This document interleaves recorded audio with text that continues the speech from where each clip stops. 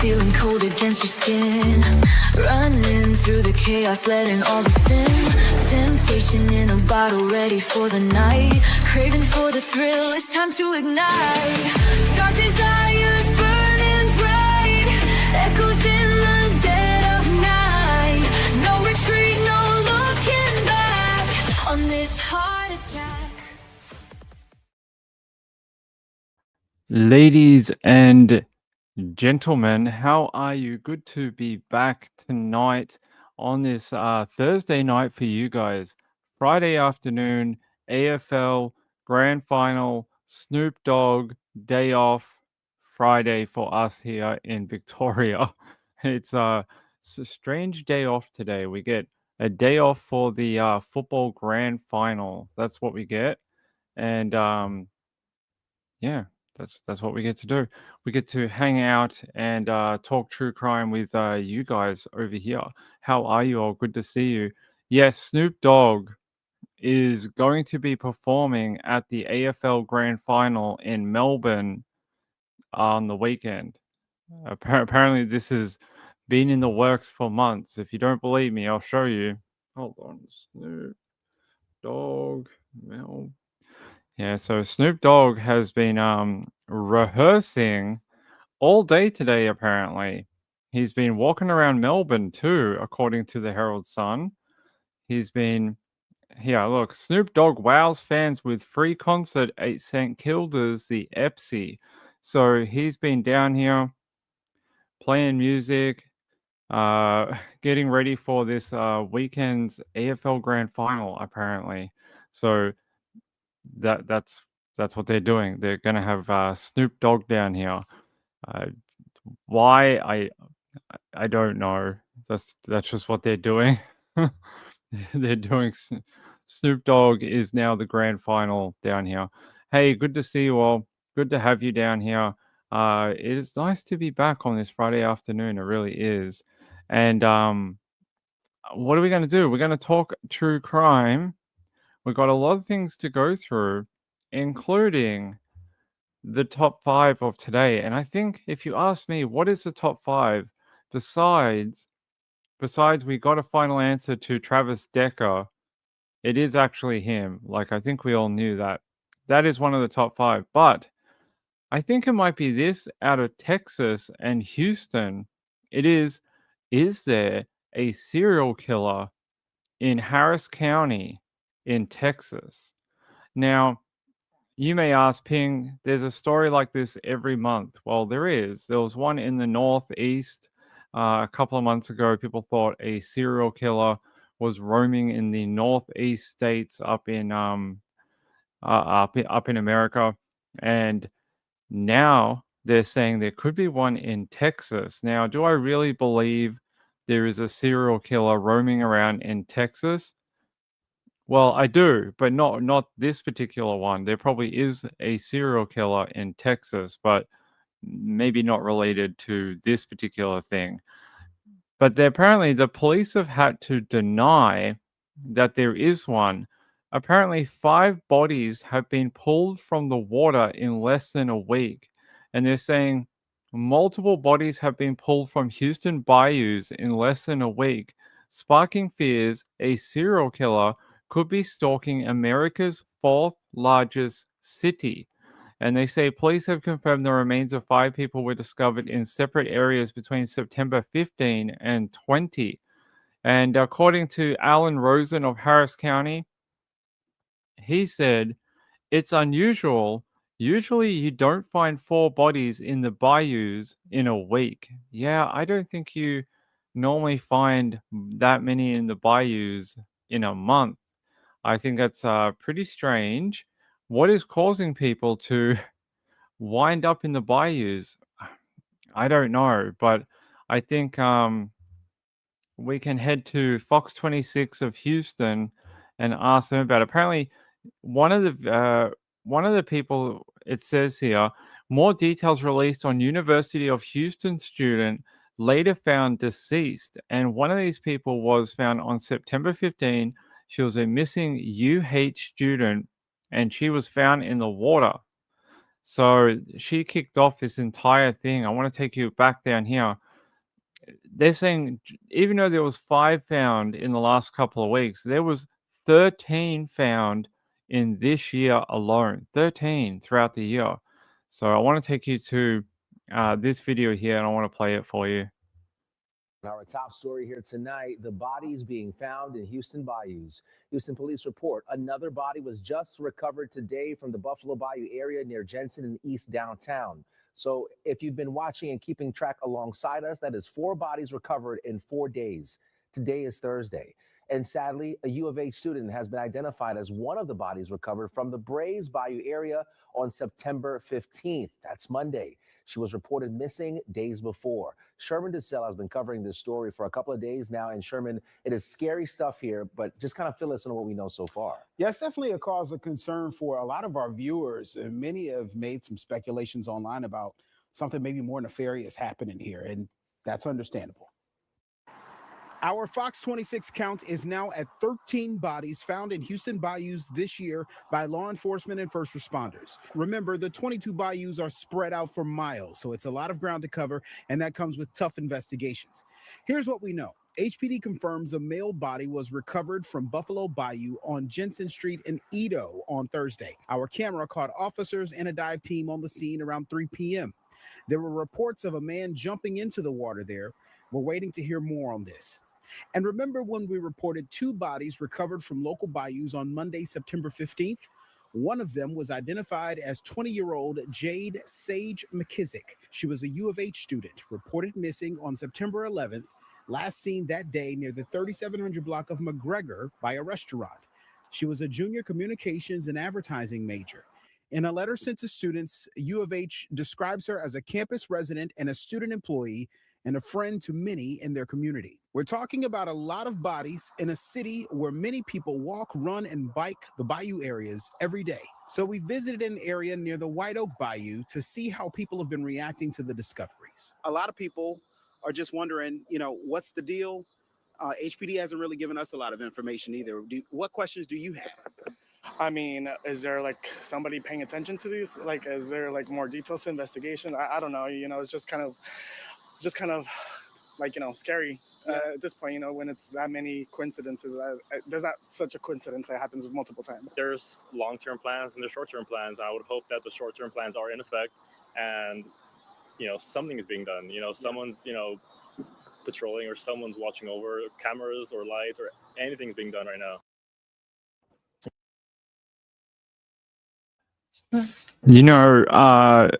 Texas doesn't have no experience with this type of thing. If we all remember Ferrybird Lake, they had their own serial killer rumors for a long time. And unless you want to try and link them together and be like, maybe that killer has started to use other water sources now. Now, do I think that's true? Probably not. I think that's probably a pretty wild take to have, but I'm sure someone's going to try to link them together that maybe the dumping ground in the lake has got too hot and now they're using a different one. I mean, wilder things have happened, but apparently the city leaders have had to address the rise in bodies found in the Houston bayous, and they have dismissed serial killer speculation going on in the community. And I'm going to take you to that one too. 5, enough is enough. That is Mayor John Whitmire's response to rumors spreading on social media that a serial killer is on the loose in Houston. The rumors started flying after word spread that 5 bodies were pulled from local bayous in 5 days last week. Katira Winfrey is live at HPD headquarters where the mayor and the police chief try to put the rumors to rest. Katira. Yeah, Lynn and Mia, the mayor and the police chief say the misinformation and speculation is stoking fear and anxiety unnecessarily, and says there is no clear evidence, and was clear there is no evidence of a serial killer.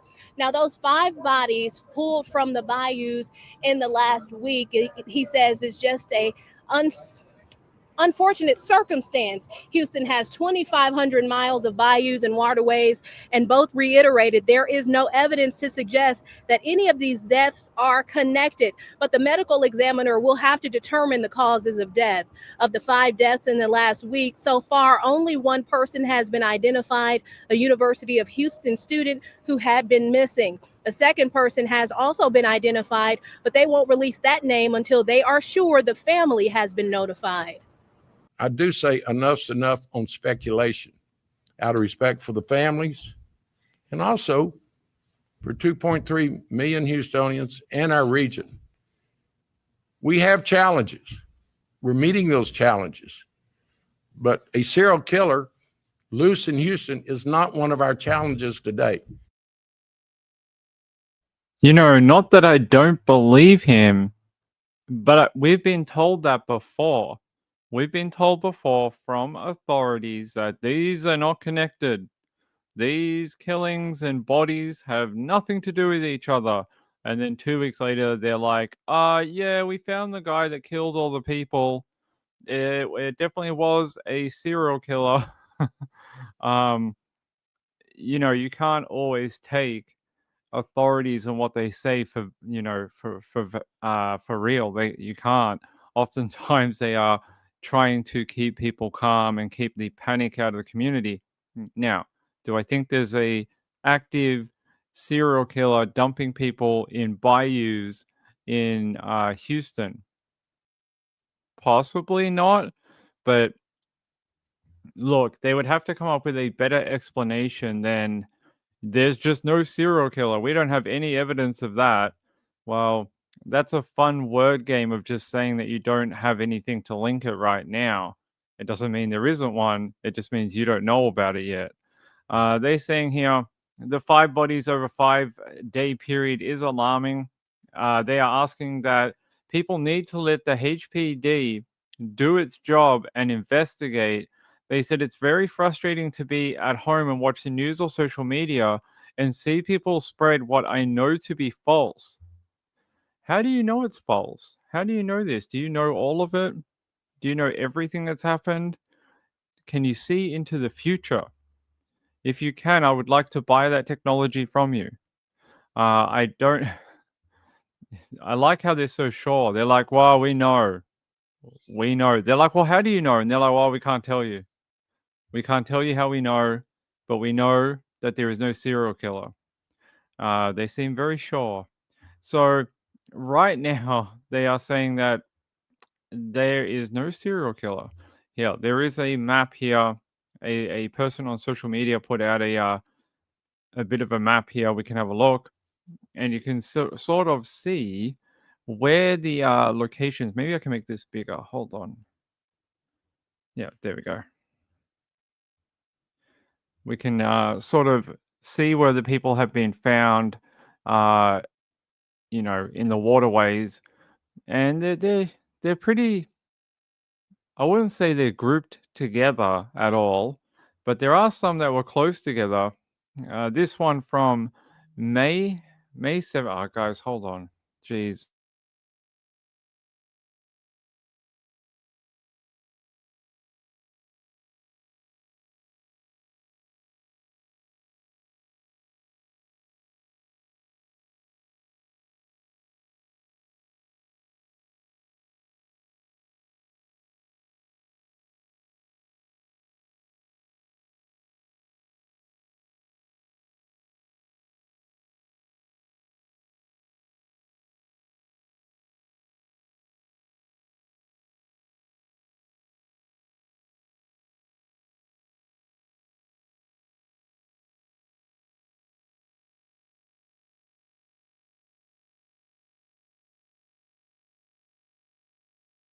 All right, we're back. Sorry. Apparently, Amazon deliver even on the weekend, public holidays. Lisa, thank you so much. Thank you for the super sticker. I appreciate it. 2 of them, twice for a public holiday. I appreciate it. It's very kind of you. Kim said, but they aren't that far apart. Look, not that far apart. The one on April and May and June, and then May 9th, they're pretty close. Look, on the same stretch of river, by the looks of it too. You had these two, and then one up here. I mean, it's not random. I mean, you could put a pretty good case together that there's some sort of linkage here between them, but I would need more than that. Hold on, let me see if I can find a better map. That one seems to be cut off. Oh, Bayou. Let me see if I can find a better map for you. Yep, here we go.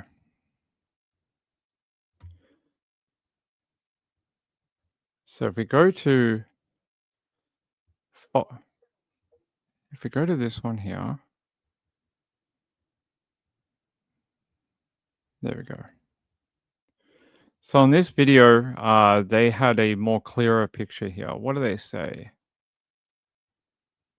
So there was one on August 21st, all the way out here. That seems like an outlier. It's very far out of the sort of range. But these ones are all somewhat close together, and they seem to definitely follow the main sort of rivers or waterways. At least most of them do.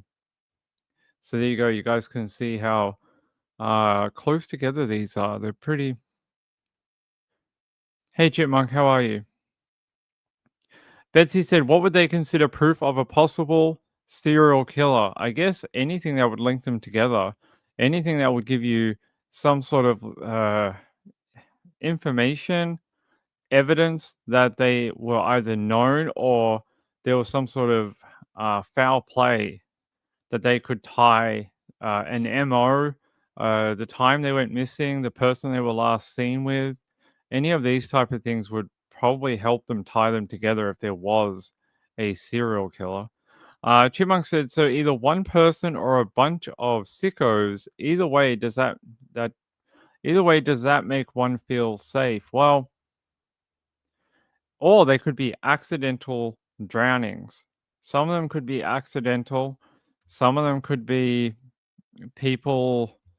What's the word you could use without getting in trouble? You know, doing it themselves. Some of them might be foul play. Let me see if I can find any better things here.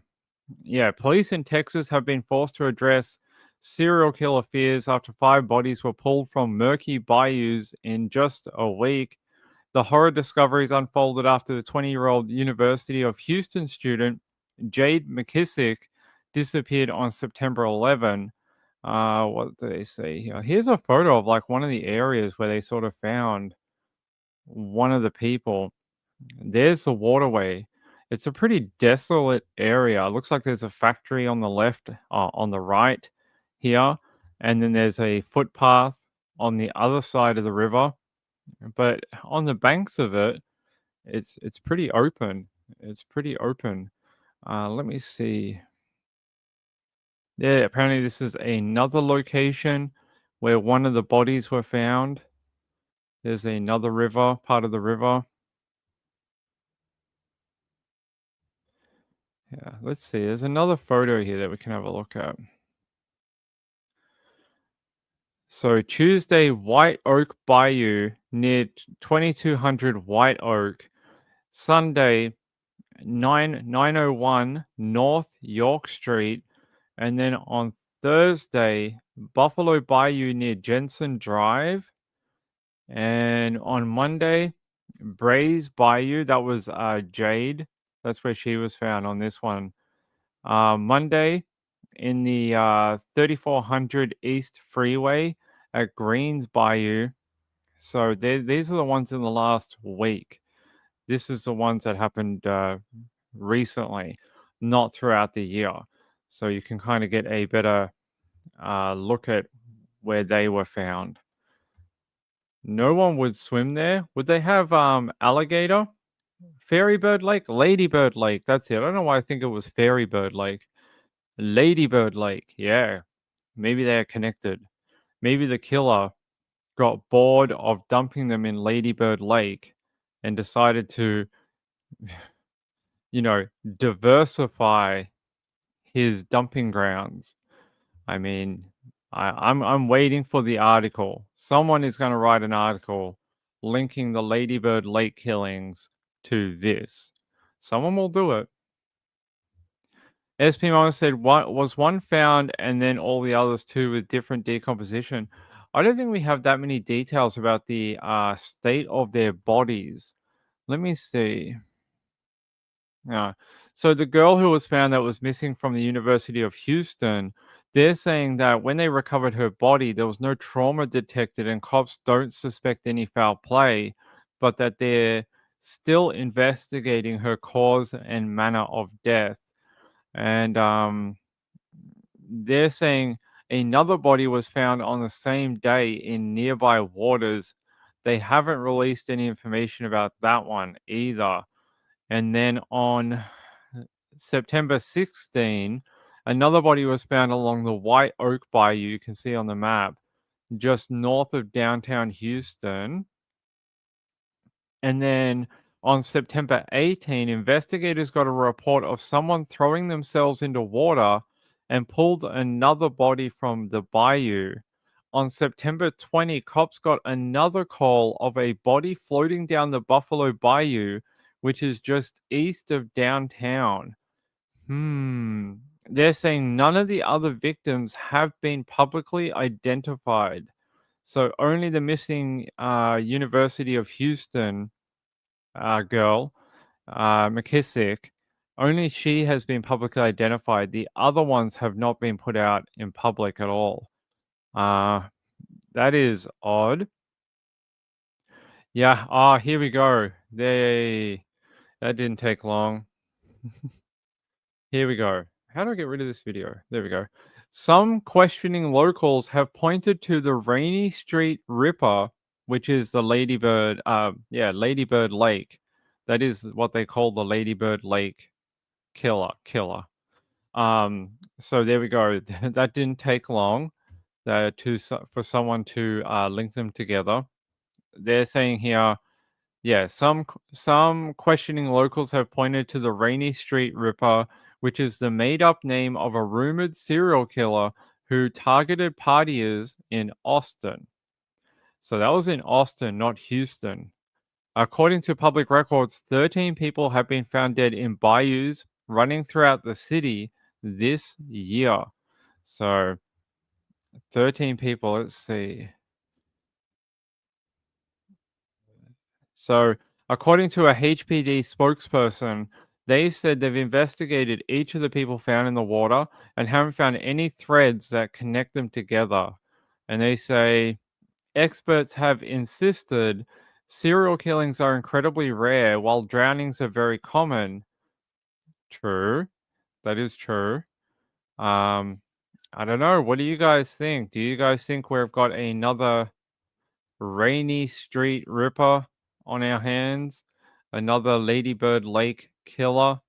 Or is it the same guy? Or is this one of these times where, very unfortunately, all these deaths in water converge together and it makes it look more suspicious or heinous or whatever word you want to use than it actually is? You know, maybe it could be just coincidence. You guys would have to tell me. There's Jade. She's the only one that's been publicly identified so far. Riley too. Yep, 13 this year. Carolina said it's kind of like the smiley face killers. Yeah, could be. Woman of Steel said SK is more common as are as common as rain. True, that's true. Hugney said it just feels like they are getting mad at the public for highlighting all these bodies being found with no answers. Yeah, they're like, hey, you public people out there, stop commenting on our work. Don't you be fact checking us? You know, we're the officials. We're the ones who are in the position of power. Don't you be questioning what we're doing. You go off and do your public stuff. You go over there. Look in that direction over there. There's more fun things in that over there. Don't talk to us. We're the PD. Don't question what we're up to. You guys look all the way over here. There's something fluffy over here. Look over there. That's what they're trying to do. Hey, Gayla, how are you? Good to see you. Chipmunk said, we're going to lie so it doesn't affect business. Wow. Yeah, there's no coincidences in life, true crime, marriage, all sorts of things. Yeah, so a very strange story. Definitely one of my top 5 for today. Anytime we get these rumors of a serial killer, I always want to talk about it because, well, that's what we do. We work in true crime. So I wanted to see if we've got one more small video to play for it. Let me see if I can find it. So this is from a year ago. This is from 20th of November 2024. And listen to the wording and the sort of like details on this from 10 months ago, or maybe a bit longer than that, almost a year ago. All right, listen to this. Tonight, investigators are looking into the death of a person whose body was found in Buffalo Bayou. It is the 10th incident involving a body discovered at or near a bayou. And as you can see from this map, nearly a dozen bodies discovered in Houston bayous since this summer.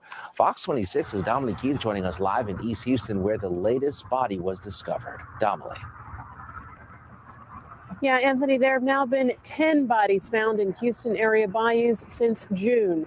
The latest to have been discovered is believed to be a man, and he was found in Buffalo Bayou this morning. He had been shot and was found floating in Buffalo Bayou around 9 o'clock this morning, and he was actually found by Houston police officers.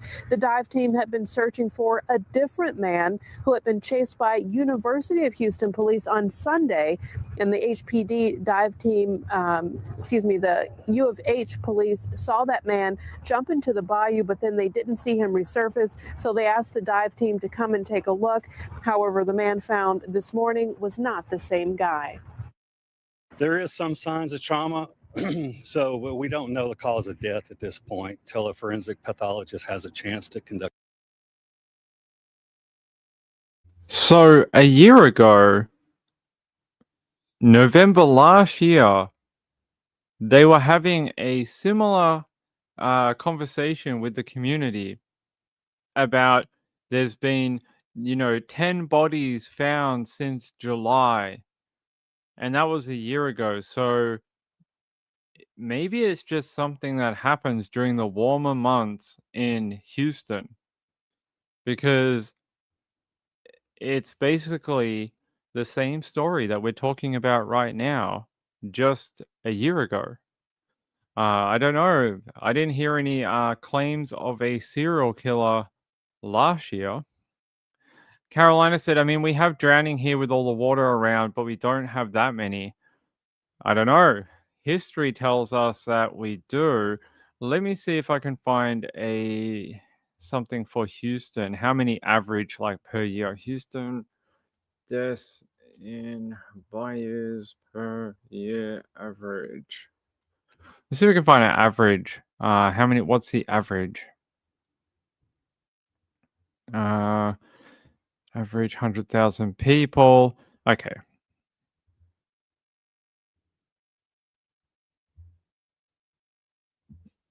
Let's see. What is the average here? So this was a while ago. This was September 24, actually. So actually a day ago. Houston city officials appeared skeptical about the idea of implementing new safety protocols or infrastructure surrounding local bayous after five bodies were pulled from waterways by police last week, even indicating that 2025 is on track to have fewer such deaths than a year ago. So, a year ago, they had more. So there we go. All right, let's see. Yeah. So a year ago, they're saying that they actually had more people, and that they don't think it's that much of a problem because it's about the average. This many people by this time each year. So they're saying a serial killer, maybe not.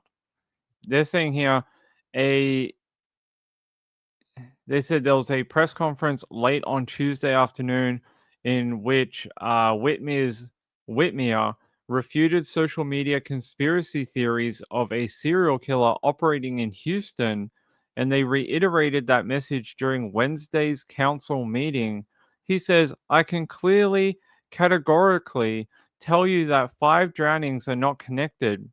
His comments came after Travis McGee, a Houston resident and president of the South Park Super Neighborhood Council, raised alarms about the rate of bodies found in bayous and mentioned the possibility of a serial killer. He said everything should be on the table, whether it's a serial killer, whether it's a killer. First of all, that's wild speculation is what is harming the community, according to Whitmer. So he interjected saying, hey, that is wild and outlandish speculation. And then apparently the two went back and forth, and they said, McGee said, but that's your opinion. And Whitmer said, that is what the evidence shows. Well, how come everyone has seen this evidence? And like it seems like you've seen all the evidence, but apparently no one else has. He keeps going on about the evidence and no connection, but you haven't shown the evidence to the public. You just keep coming out and saying there's no connection. So there you go. In August of 2022, a study from Dell Children's Medical Center evaluating data from 2006 to 2020 found that on average, 360 Texans die from drowning each year, averaging nearly 1 death each day. There you go. The Texas drowning death rate, the number of deaths by drowning per 100,000 people in Texas, averages 1.4 each year. So there you go. 1.4 people per 100,000 in Texas die from drowning each year. And they said Texas has the 3rd highest number of total deaths in the country as a result of unintentional drowning. Factoring in the state's size, its death rate is closer to the average, coming in 17th in the nation. There you go. So I don't know what to tell you. Here it says Houston Public Media has requested documentation from the Houston PD for each drowning case between September 19, 2024 and September 19, 2025. Those documents have not immediately been provided. Officials confirmed Tuesday that so far 14 bodies have been pulled from Houston bayous in 2025. Whitmer said there were 26 last year and even more the previous year. So if you take what Whitmer is saying for granted, he's saying this is actually a down year. This year in Houston is actually a quiet year for water drownings.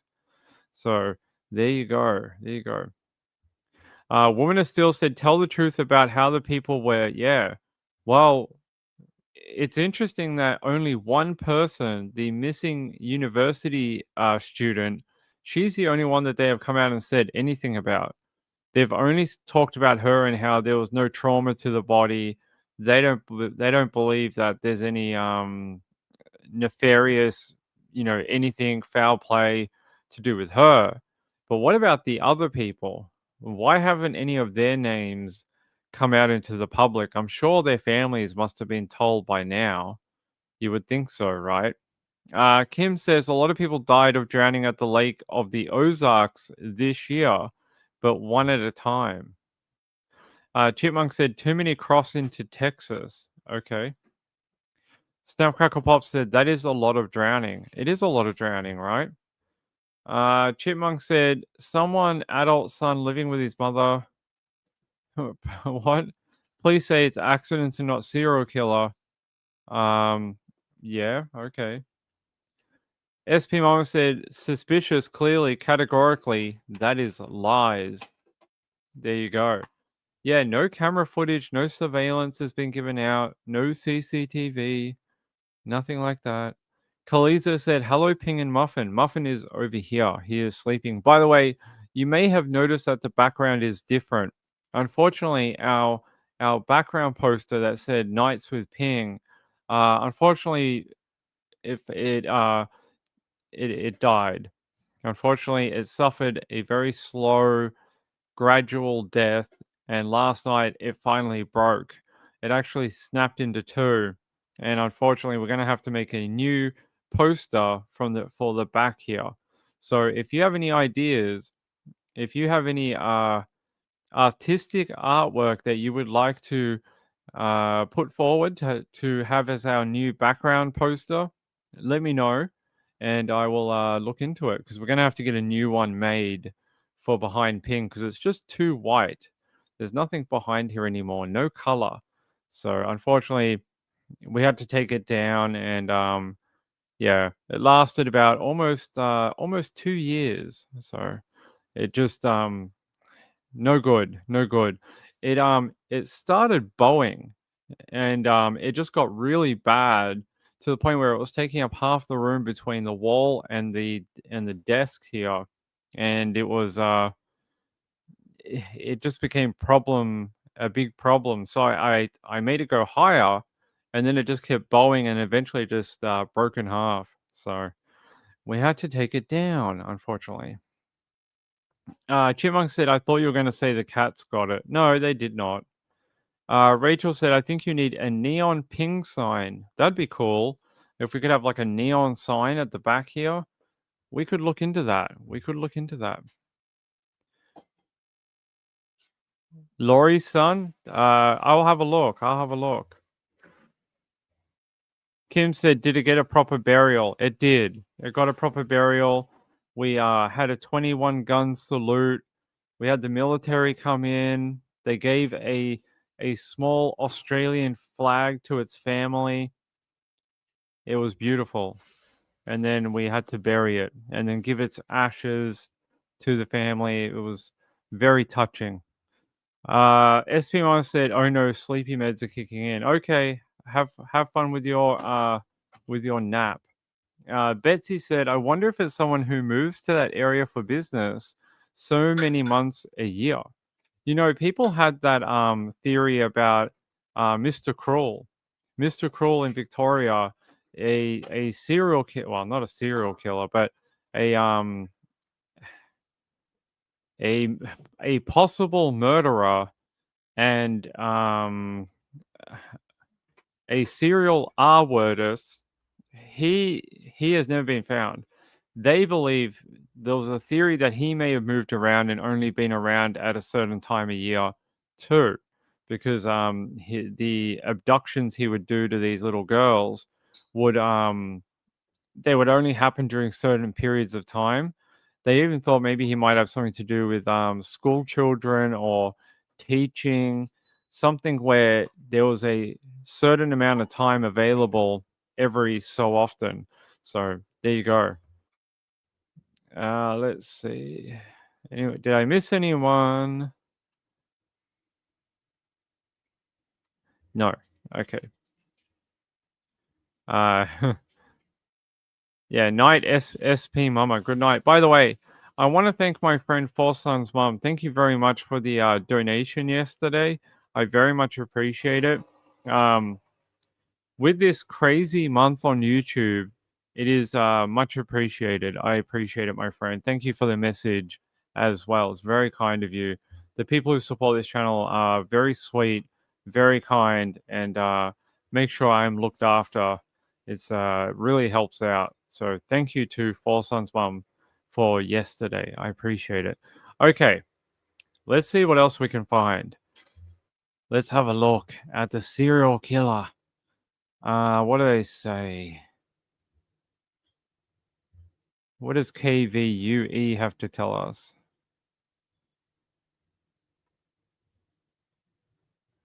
Houston's mayor pushing back against swirling social media rumors about a supposed serial killer on the loose. The speculation started after 5 bodies were recovered from bayous across the city over the past week. City leaders say the online chatter is stoking unnecessary fear. During a news conference yesterday, Both the mayor and Houston's police chief stressed there is no evidence connecting those deaths, calling them a tragic coincidence.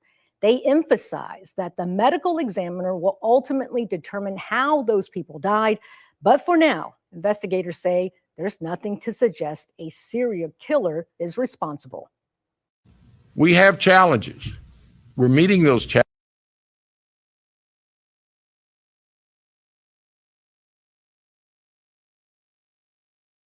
Well, you can see this area right here. You can see the cops on the bank here. That's a pretty awful place to wind up as a person, as someone who has passed away somehow. What a grungy, gross area to sort of wind up, especially, you know, when we don't know how they died yet. Carolina said, when police don't release info, you can't blame people for speculating. No, you can't, because that is what's going on with the David thing right now.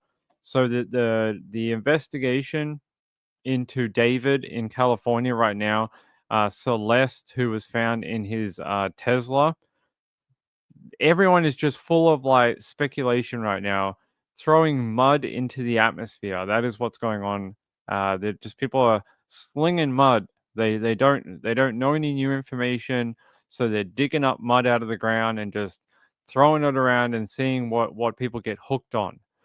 There's really no new good information with that one, and the same happens here. When you create a void of new information or information that will satisfy the community, you end up with people sort of doing their own looking into it and jumping to conclusions. And that is what is going on in Houston right now. People are sort of jumping to, it has to be a serial killer. I mean, that is what they're basically, that's the point they're at right now. It must be a serial killer. It can't be anything else. Can't be accidental. Can't be people wanting to do it deliberately. There has to be a dude out there throwing people into the water. They said here, let's see what else they have to say. By the way, that is McKissick. That is a photo of her. Nice photo. Let's see. So in her death, they've ruled out murder. No signs of foul play or trauma. But on the other people, they have not. By the way, there's a map, a different map showing you September 15 in Green Bayou, White Oak Bayou on the 16. Also on the 15 was the Braze Bayou. So 2 on the same day. 16 had one up here. 18 was down here, and then 20 was just north of there. So the ones that were found all within a week were sort of close together. At least this grouping of them sort of were. Let's have a look. Anything different here? Yeah, many locals aren't buying the explanation that there's no serial killer. And they're saying at least 19 bodies have been found in Lady Bird Lake. So another connection to Austin, Texas. People saying that they are sort of comparing it to that one. I mean, it is the natural thing to jump to. They said even though the Austin Police Department has insisted there is no evidence of a serial killer, wild theories of a Rainy Street Ripper have continued to plague the police narrative. I mean, we have never got a viable good answer to Lady Bird Lake, ever. And each year, more and more people go down into Lady Bird Lake and wind up dead. So I don't know if we'll ever get an explanation for the one in Austin anyway. Let's see. Mimi said, my dad was a detective. He's retired. They keep cases hush-hush until they figure it out. But it's irritating, especially being so many bodies. 5 in a week is a lot. It's quite a few, isn't it? Chipmunk said that would imply they got toxicology report to say that about her. No physical trauma doesn't indicate what's inside the body. Yeah, they must be pretty sure that she accidentally fell in or deliberately wanted to do that and drown. So very sad for her family. Let me see what else we got. I think that's about it for that one. I think that's about it. But hey, if I get any more information about what's going on in Houston, I will let you know. But right now, that looks like that is about all of it. But hey, I wanted to make sure you knew about it because it may come up again. What happens next week when another 5 bodies are found in the water? So we will keep an eye on it. We will keep an eye on the bodies in the water, apparently. Okay. Let me see what else is on my top 5 list for today. I will check my list. Hold on. So we did learn that Travis Decker, the DNA results have come in. They are him. I don't think we need to speculate on that anymore. All right, let's go to Maryland. Let's go. Hopefully we can go out to WBAL. Yep. Let's head out to WBAL for a minute and talk about an ex-husband charged with murder linked to a woman's killing in Timonium, police say. So let's go and talk about this one. Last week, 11 News watched him drag a blood-stained mattress out the front door. Tonight, police say he's in custody and charged with 1 count of first-degree murder. The front light is on, but there's nobody living here now. The home at the corner of Oakcroft Drive and Valley Court Road in Timonium, it is empty tonight after one of the co-owners, 69-year-old Patricia Geiger, was murdered inside last Monday, and the other, her 65-year-old ex-husband Carl Geiger, is in custody charged with killing her. A man identifying himself as Carl Danny Geiger, Patty's ex-husband, told 11 News when we were here last week that he left for work around 7:30 a.m. Monday, got home around 8:30 that night, found her dead in her bedroom, and called 911. And later that day, we watched him wrangle a bloody mattress out the front door, down the front lawn, and into a pickup truck that drove it away. He apparently told police the same thing, according to court charging documents, but his story didn't stand up to surveillance footage and his own cell phone records. According to police, he's the murderer. He shot her in the head, staged the home to look like a burglary, and also slipped up when he told somebody the day after that the victim had been shot in the head, but at no point in the investigation did anyone tell the defendant where the victim was shot. Authorities at this point have not revealed details of circumstances surrounding Mr. Geiger's arrest, but we may learn more at his bail review scheduled for tomorrow. So he did appear in court, and I want to bring you that. He blurts out in court today, "I wouldn't kill my best friend." He was at that bail review. It ended up being postponed after no legal representation showed up to defend him. And I'll take you to that one here. So his name is Carl Geiger. He's 65, appeared in a Baltimore County court Thursday morning, but apparently his attorneys did not. He says, "My lawyers told me that they would be here today. They just didn't show up." They said, but when the court reached out to the 2 attorneys, the judge told the defendant they advised they have not yet been retained. So he didn't even retain those attorneys. What did he talk to them telepathically and tell them that he wanted them retained? He's just like, "Yes, I spoke to them in my mind. I told them you better be there 9:30 in the morning for a bail review." And then he was shocked when they didn't turn up. Is that what happened? I mean, I wouldn't put it past the guy who dragged a bloody mattress out of his home in front of the media to think something like that. So he was charged Wednesday with the murder more than a week after the September 15 killing of Patricia Geiger, 69, in the bedroom of her home. As the judge began to explain to the defendant his options going forward, he, unprompted, blurted out, I really don't know how this works. I'm sorry. I've never been in jail. I wouldn't kill my best friend in the whole world. So he obviously doesn't know how courts work because judges don't take too kindly to you interrupting them and blurting out, things like this. This is can be viewed pretty badly by the judge. They don't like this type of thing. It can prejudice your own defense, and it kind of messes up the justice in the court. So they don't want you blurting out all sorts of rubbish in front of the judge. It is a bad idea. And they said here, at that point, the judge cut him off from speaking further to remind him that he was being recorded and to tell him he needed a public defender. The judge told Geiger how to get a public defender and to return Friday. The judge ordered him to remain held without bail at the Baltimore County Detention Center. And they're saying here, I am confident that the judge will determine that he is a public safety risk. Well, he may be that, but he seems to be a risk of prejudicing his own trial should that happen. They're saying here, what he blurted out in court may sound familiar. He remained at the house well after police detectives cleared the scene, and they're saying that News 11 watched him wrestle a blood-stained mattress out the front door and into the back of a pickup truck.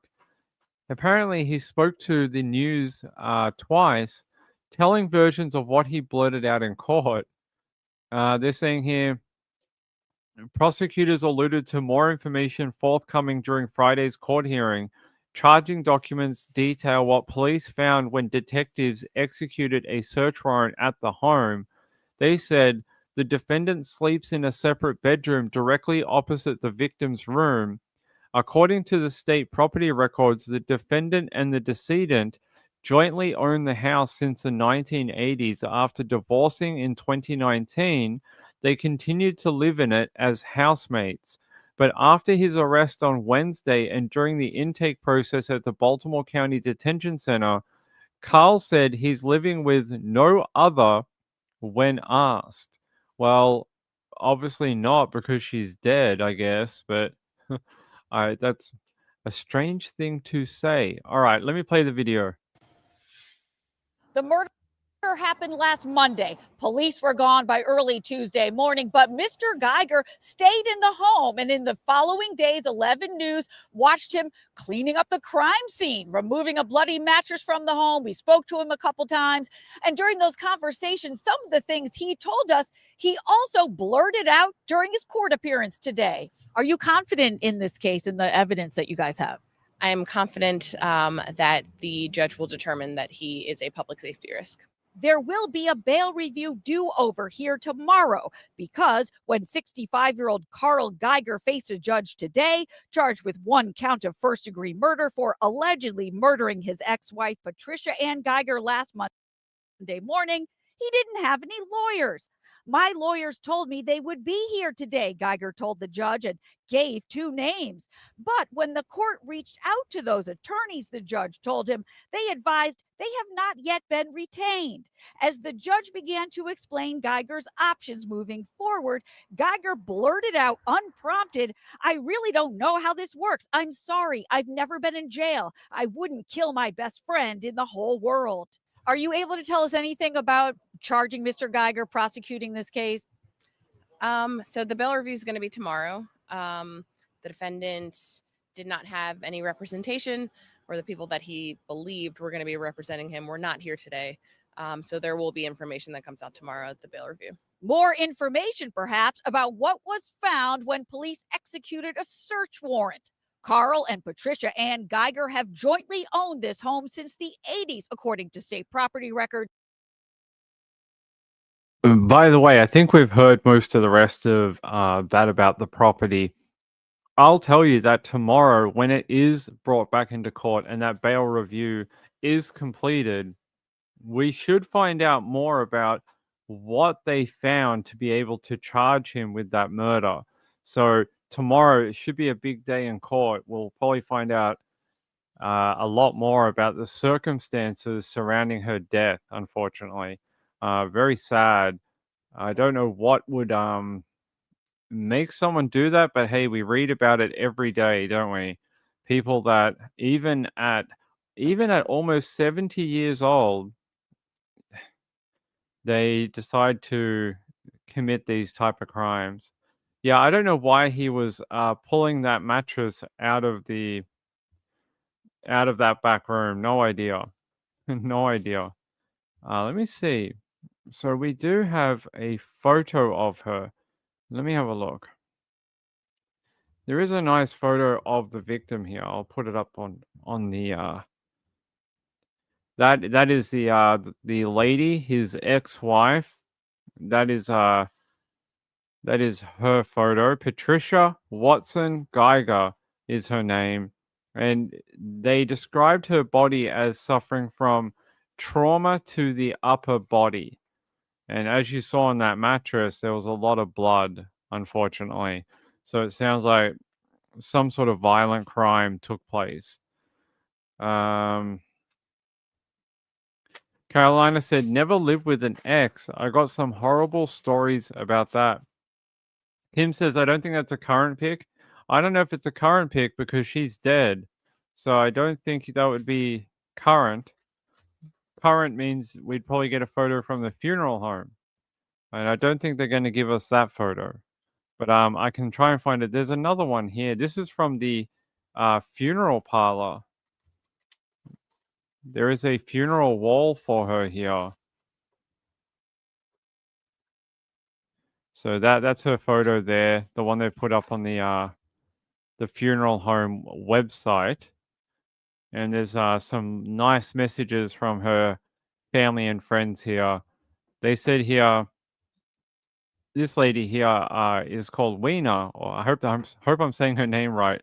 Weena. They say, I've known Patty for a long time. She worked with my Redzi at the town tavern. Redzi always referred to her as Patty Poo Poo. Interesting nickname. I say that with such a smile on my face as I know Redzi welcomed her with open arms. Those two are back together, tending the biggest bar in the sky. She and Redzi loved life and will continue to guide us through these days, months, and years, making sure we are well taken care of. May she and Ryan watch over and comfort you and your kids as Redzi has done for me these past years. Keep smiling, Patty Poo Poo.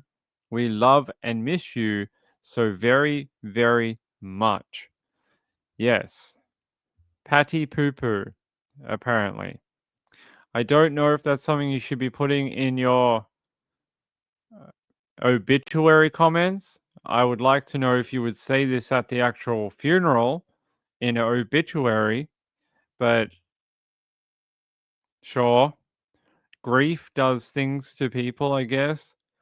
So apparently this is her old boss, Julie Hill.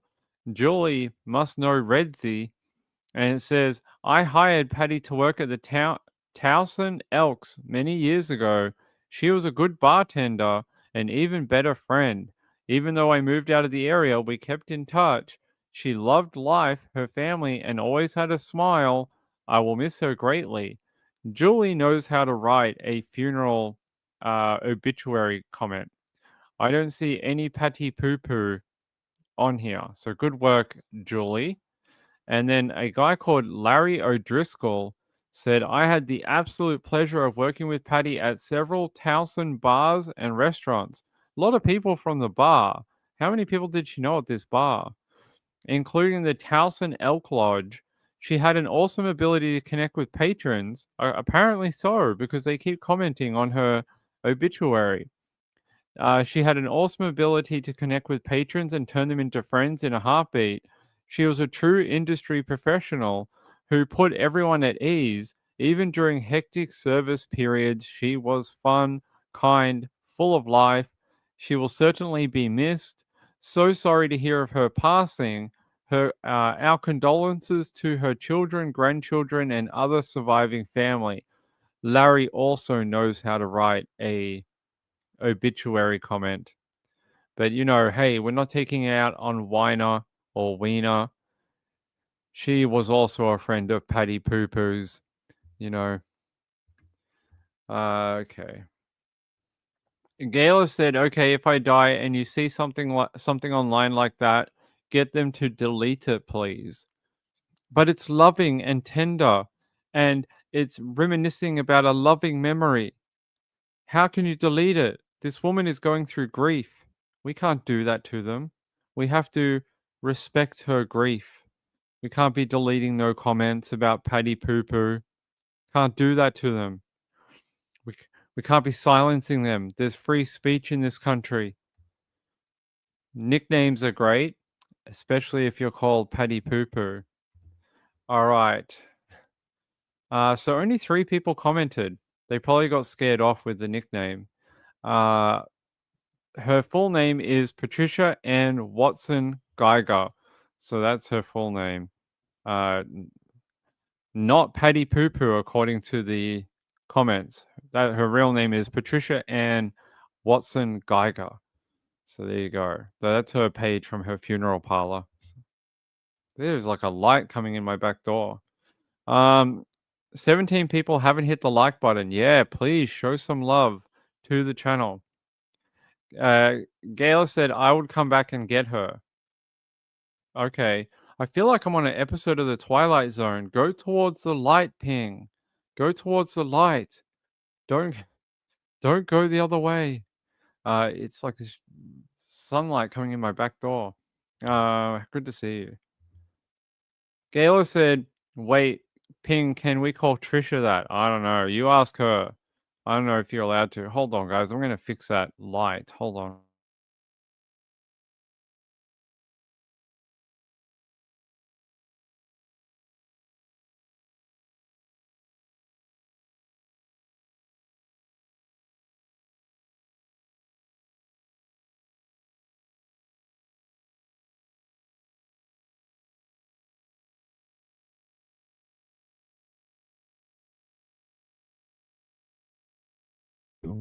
Yeah, we partially fixed it. Hopefully it'll go away shortly. It's coming in my from the back window. Very annoying. All right. Let me see if I can find anything else about Miss Geiger. All right. Let me see. So we have got this one. I find it interesting that it is on a website called Hoodline. I'm not sure why a 70-year-old woman's death would be on Hoodline, but sure. Let's see. So this is where they announced her death on Facebook from the Baltimore County PD. What do they say here? There was a reward offered of up to $2,000 for any information provided. If she died inside the home, I'm confused about what information could be provided, but okay. People saying on here, I guess he thought if he stayed and said all those nice things about her, he wouldn't become a suspect. Well, when people die in the middle of the night and it's only you two in the home and there's no forced entry into the home, the cops are probably going to come for you pretty quickly. They're not going to be like, you know what? He said a lot of nice things about her. We should just move on. He's not a person of interest. No, I think you were. They were just waiting to have all the evidence before they went and got him. All right, let me check here. What else we have about her? Yeah, Lauren Crime had it too. They're saying, Lauren Crime saying, when police arrived, they found Watson Geiger with blankets and sheets covering her. She was wearing a sleeping mask over her eyes. Numerous dresser drawers were said to have been open in her room, and a flat screen television had been placed on the floor. Watson Geiger's jewelry box was also open, with the drawers pulled out on top of her dresser, but it was still filled with both gold and silver jewelry. So was he trying to make it seem like a robbery gone wrong? It almost seems like he was trying to stage a crime scene. Yeah. Yeah, here we go. He said here, he told the 911 dispatcher, "It looks like somebody broke into my house and my wife's not moving." And he described the house as looking like it had been ransacked and described his wife slash ex-wife to be unresponsive. Poor lady. Sounds like she died and didn't even know it was coming. She had a sleeping mask over her eyes, was probably asleep at the time. It is very, very sad. So sounds like he killed her, tried to make it look like a break-in, and didn't really fool anyone at all. So what else they say? He was questioned about what happened. He claimed to have found her in the same position in her bed as she was when he left that morning. He told the cops that he had no idea that she had been shot until detectives informed him during the interview. Numerous friends and neighbors were interviewed during the initial stages of the investigation. One witness advised that when they came home from work sometime between 8 a.m. to 8:30 and was walking their dog in the driveway when they heard 1 to 2 gunshots. So a neighbor heard him shoot her, allegedly. Another witness told police that they allegedly found out the victim was murdered on September 16 while they were out of town and immediately called Geiger to find out what had happened. Geiger allegedly said that Watson, his wife, had been shot in the head. They said here, at no point during the investigation did anyone tell the defendant where the victim was shot.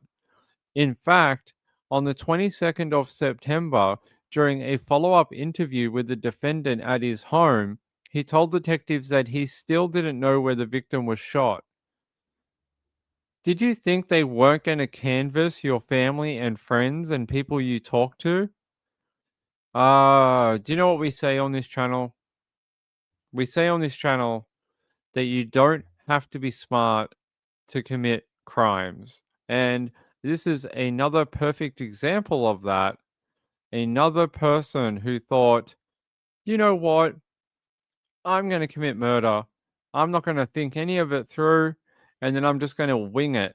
I'm going to wing the aftermath and see if I can get out of this. Well, no, you're not going to be able to.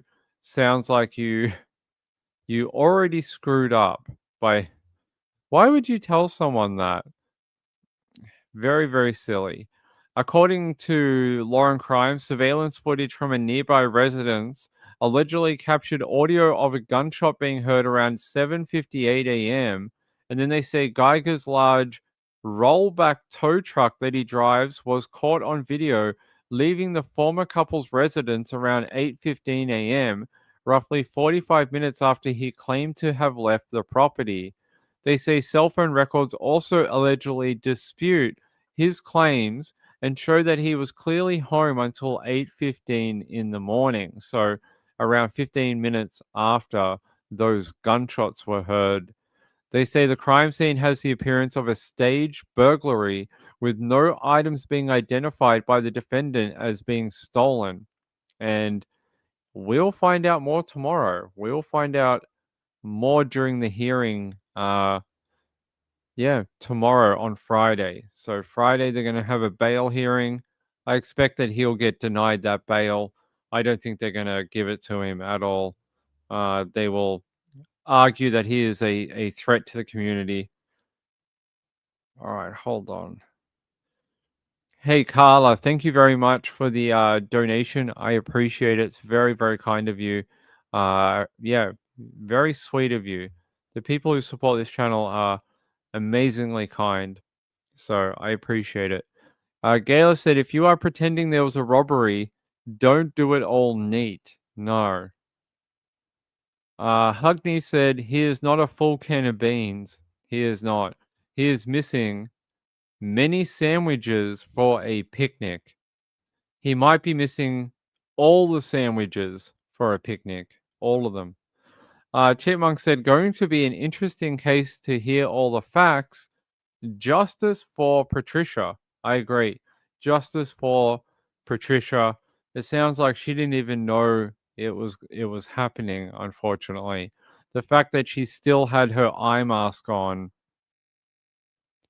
that is very sad. She was probably asleep at the time and just didn't know it was going to happen. Awful, awful. Poor lady, poor lady. All right, let me see what else I have for you on this. I think that's about it until tomorrow.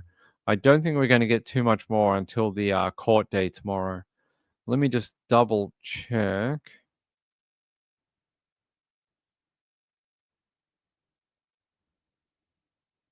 Yeah, I think that's about it. What does this one have to say? They also say on this one that shell casings were found next to her body as well. What else do they have to say here? Anything else? What's it found dead?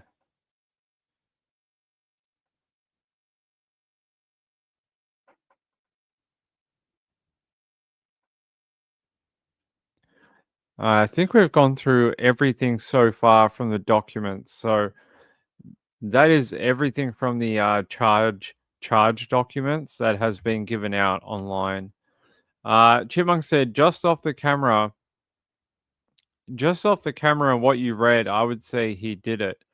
That's how we do justice, you know. We just read it on the live show, and then we just like take a vote, and we're like, yeah, guilty, sure, all right, you know, to death row for you. Head off to death row now. Off you go. Have fun. Woman of Steel said that did they find a weapon? I don't know. I didn't think I read anything. I know they found shell casings. Did they find a weapon? I don't know if they said if they did or not. Let me just double check.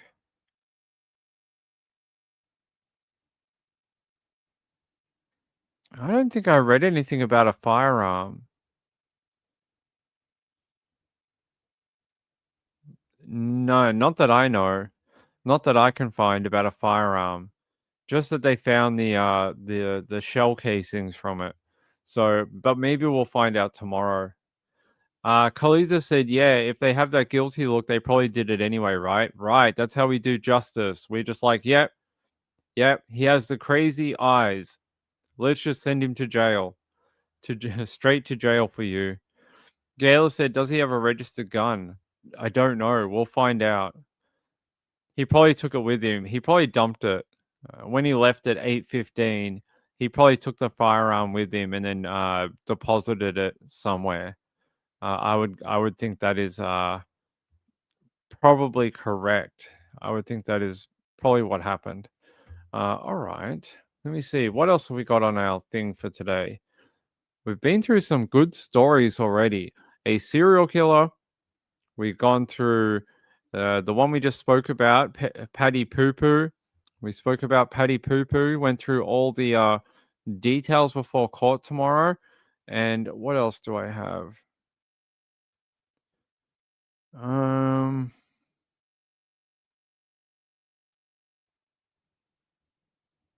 Okay. Let me take you out to, is this Baltimore again? Let me have a look.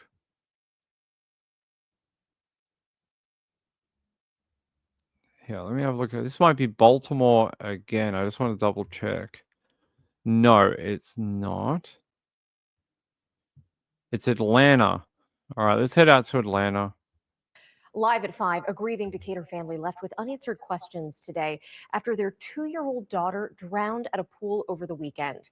Atlanta News First, Tracy Amick-Pier joins us live from outside of Oakhurst Pool. And Tracy, you just learned some new information about this today. That's right. I spoke with the family attorney, and she tells me Poppy Pepper was 2.5 years old, and she was here at this pool for a swim team event for her older brother. Now, the Oakhurst pool had closed to the public at 3, but family attorney Natanya Brooks says there were 3 lifeguards on deck when Poppy's family arrived. Brooks shared that Poppy was there with her mom, her older brother, and her 3-month-old little sister when it happened. DeKalb County Fire and Rescue responded at 3:55, and Poppy was taken to Children's Hospital, but she later died. Now, she says right now the family is asking for privacy as they deal with their loss. I know that they want to tell everybody how meaningful the community support has been, and they're very thankful for the thoughts and the prayers. But I mean, this is, one of the worst things a parent could ever go through, and their entire family is involved. So it's extremely hard. Now, there is a GoFundMe online if you'd like to help Poppy's family. You can find that on our website. Reporting live in Decatur, I'm Tracy Amick Pierre, Atlanta News First.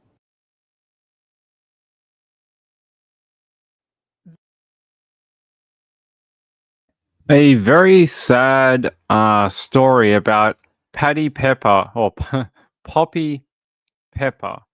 And she was 2 years old, from Georgia, and she was at her 8-year-old brother's swim meet. And they're saying here, according to the family's attorney, she had been attending an afternoon fall kickoff event at the pool with her brother, mother, and infant sister. 3 lifeguards were also in attendance during the closed event. And they're asking the question, how can she have drowned with 3 lifeguards at the event? They said here there was no one else there besides the one family and 3 lifeguards. They say her cause of death, according to what the DeKalb County Medical Examiner told People magazine, is drowning. Her manner of death is listed as accidental. I think that's very sad. They said the family is pressing for answers and wondering how the drowning could happen with 3 lifeguards present. They say there should always be eyes on the pool if there are people at the pool. If there are kids on the deck, there have to be eyes on the pool because drownings happen so fast. They say details surrounding the drowning, including where the lifeguards were during the incident, are reportedly unclear. There are questions that they have to figure out, answers they want to figure out answers to, and there will be an investigation to know exactly what happened. It's unclear if the family is planning further legal action as a result of the child's death. That's really awful. That poor little girl. I'll try and find out what I can about this. If I go here, let's have a look. That's a nice photo of her. Yeah, I'm going to put the nice photo instead of the crayfish or crawfish. There you go. That's a nice photo of her. So it happened on September 19, about a week ago. The family has experienced an incredible loss. They have put up a GoFundMe post, apparently, according to the media, and they're saying here, Remy Epps, the Decatur Parks and Recreation Department director, told the Atlanta Journal that staff were performing CPR when EMS arrived. The newspaper reported that the child was transported to a hospital but did not survive. How sad. Let me see if I can find out more about her. Poppy Pepper is her name. Cute name. Cute name. Let's see.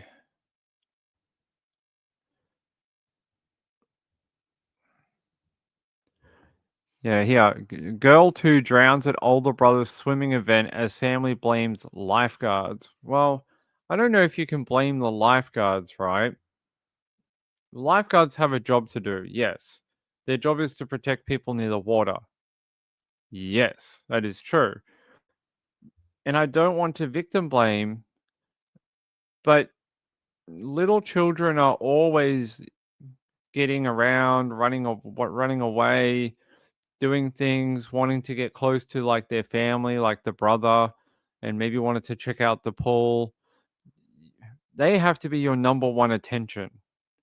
And we all know how slippery little children are. Like they just get out of your grasp and they run away, and you look one way and they dart and they're gone. You know, they're very quick to get away. So I not blaming them, but I think it's heavy-handed for the family to blame the lifeguards. But I think that they should also take a look at like why 3 lifeguards didn't see it happen. So there's various things here. You know, it's not a very nice story. It's very sad. It says her mother was the swim coach. Well, then why did you bring a little kid there? If you're so busy and you can't keep an eye on your children, then why did you bring them? If you know, I'm not blaming them, just saying like if you're going to be so tied up and you're going to be so busy or whatever, it's yeah, it's sad. I think that little girl's death was preventable. Just trying to pull. Yeah, what? Yeah, we're okay. Let me go down here.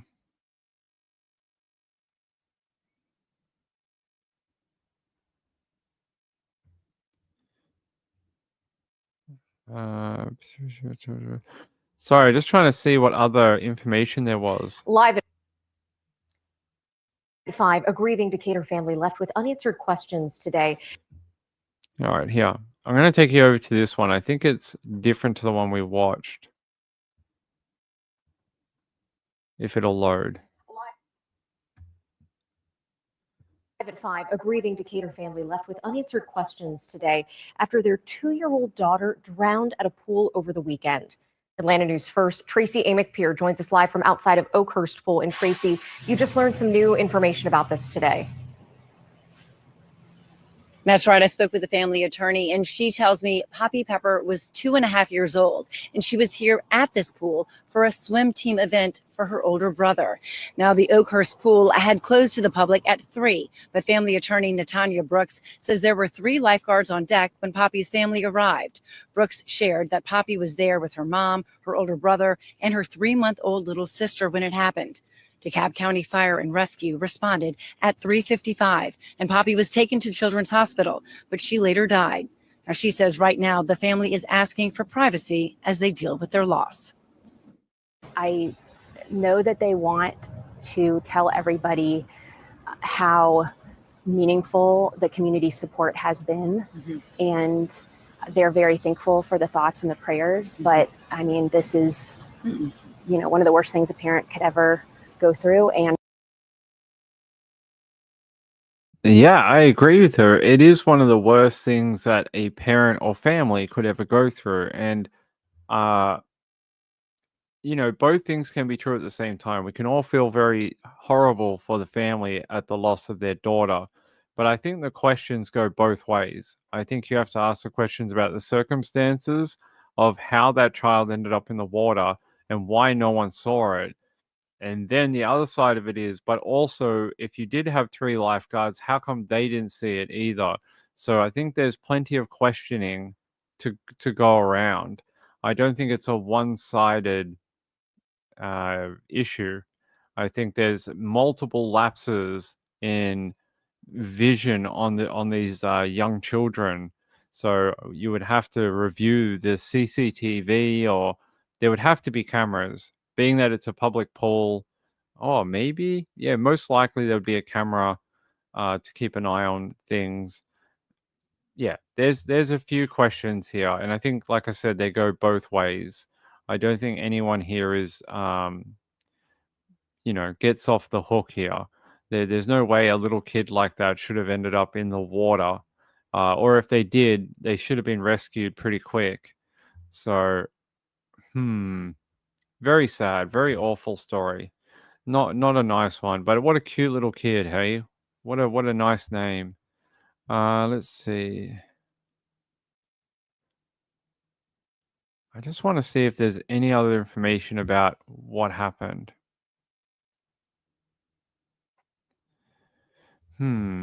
No.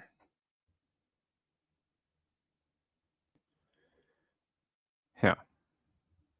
Local outlet Decatorish reported that Poppy's older sibling saw her in the pool and alerted a lifeguard. And that's it. That's all we got. Okay. I was hoping we might have heard more about. Yeah, let me go to that particular website. Maybe they have a better quote.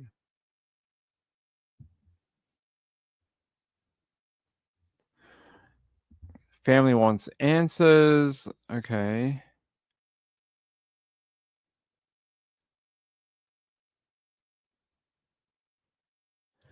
Um,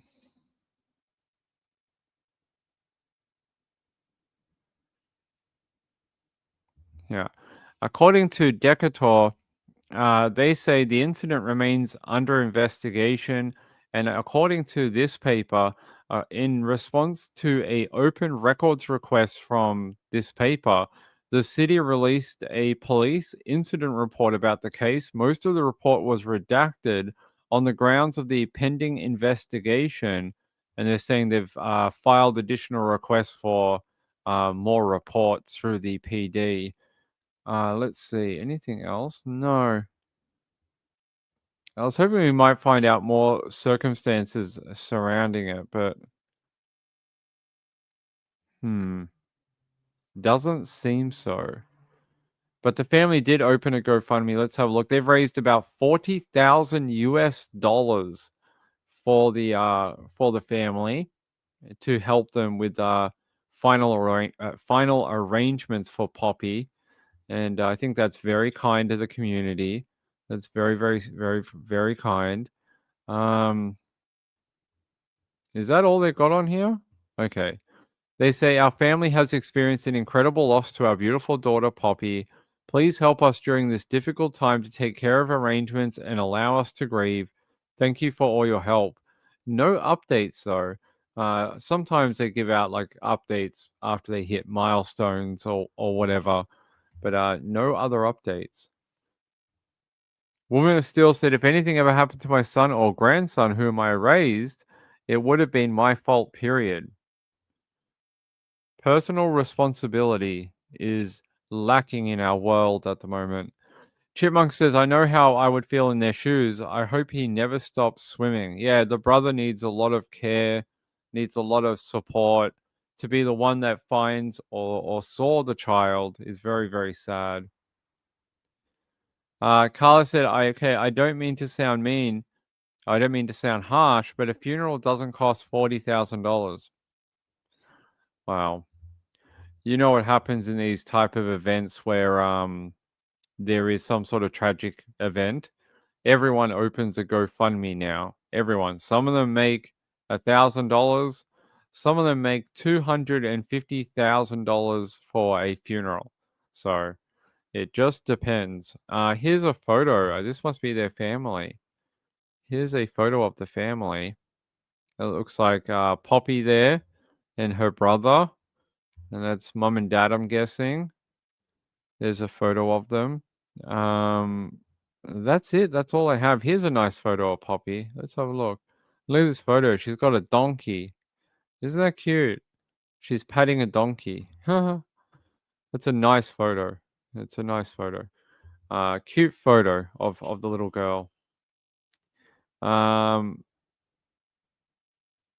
Yeah, the brother needs a lot of support, and I hope he gets it, because you could easily get a lot of guilt that you didn't do more, that you didn't help more, that you didn't save her, all these type of things. So that little boy needs a lot of love and care. All right, I think that's about it, everyone. I think that's about it for the top 5 tonight. I think we've gone through quite a few, maybe more, maybe less, but we've gone through a lot of stories for you tonight. All right, I'm going to get you out of here. Hey, Kelly J, how are you? Oh, really? Kelly J said the mom of Travis Decker's children, well, the mom, made over 1 million on GoFundMe. Well, I hope it helps her do whatever she has to do. She's been through a crazy tragedy. Wendy said, I personally wouldn't want anyone to do a GoFundMe for my child or anyone close to me, but that's just me. I understand. Jackie said, what happened to life insurance? My children and grandchildren had insurance when they were born or shortly after. Don't know. Chipmunk said, I've been in those situations and the guilt of the person being there of an event. Yeah, it would be hard for that young guy. I hope he's going to be okay.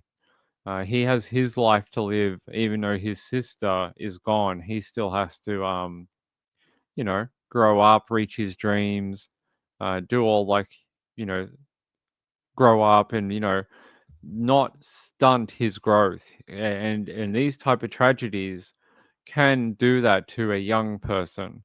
So I hope that does not happen to him. I hope he continues on and is okay. I know it'll be hard, but I hope he's going to be all right. Yeah, the brother is it's very sad, but he did what he could, and that's what everyone needs to tell him. He did what he could. He did the right thing. He alerted the lifeguards. He did the proper procedure, and he did everything he could. So that's what that guy needs. That boy needs to be told that he did everything he could and he did the right thing. So hopefully, we'll see. Hopefully, he's going to be okay. But we'll see if they get a lawsuit or not. They're talking about one. The investigation is still ongoing with the Decatur PD, and we'll see what happens with that. If it goes further, if people are charged, if there are more investigations opened, if there are lawsuit, I'll let you know. I will let you know. All right. I'm going to get you out of here for Thursday night. Hope you enjoyed this new format. Top 5. That's what you get. You get a few stories, and then we get out of here for the night. So I hope that was interesting. Hope it was more compact, more sort of, streamlined. And I will see you tomorrow. I'll see you tomorrow. What are we going to do tomorrow? I don't know. I'm hoping soon we're going to have an update about David. It's been crawling. New information about that investigation has been not forthcoming. We have had no new anything in days. So I'm hoping that one's going to have some new information before the weekend. Hopefully. All right. I'll see you tomorrow. Hey, thank you to my friend Lisa. Thank you very much for the super chats. I appreciate it.